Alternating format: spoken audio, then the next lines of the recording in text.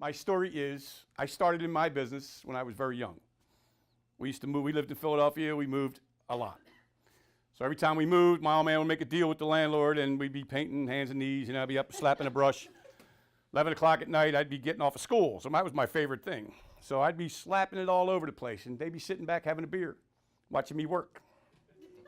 So I kind of liked the concept of that fact. They were watching me work for about 6 months and that was it. So when I grew up, I started in the painting business. I did a small little tiny basement for a lady who was a friend of my mom's.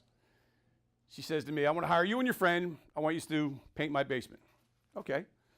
She buys the material for us and we're down there with these 3-inch brushes and we're slapping it everywhere. I mean, we had it all over us. I mean, it was.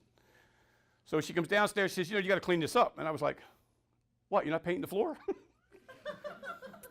Lesson learned. Don't be a slob. But, so we get it all cleaned up. We go upstairs, and we were washed up and all. So we go upstairs and we're talking to her. She says, well, how much do I owe you? And I looked at her, I said, I'm 16 years old. What do I know, So I said, she said, well, here's what you do. And this is a very big lesson. She said, you double your material. Well, we didn't have any material. We didn't buy it. So that's a loss right there. Then you figure out what you're worth for the day, okay? So I'm sitting there thinking, I'm looking at her, and she's, got a book in her hand, and I can see her making some notes, and I said, I want $600. Now I'm 16 years old, okay? Again, I was very cocky, very, you couldn't tell me nothing. But she said, you're not worth $600. I said, well, wait a minute.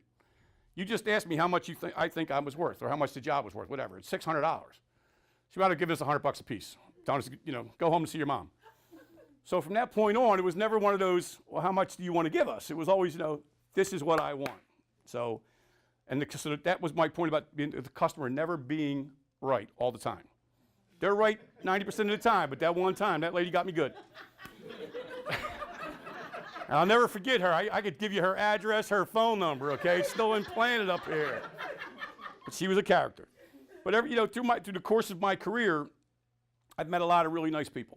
And I have a lot of customers who come back to me or call me for different things, call me for a referral network. And, it's one of them things, well, you're calling me for a carpenter. Who's going to paint it?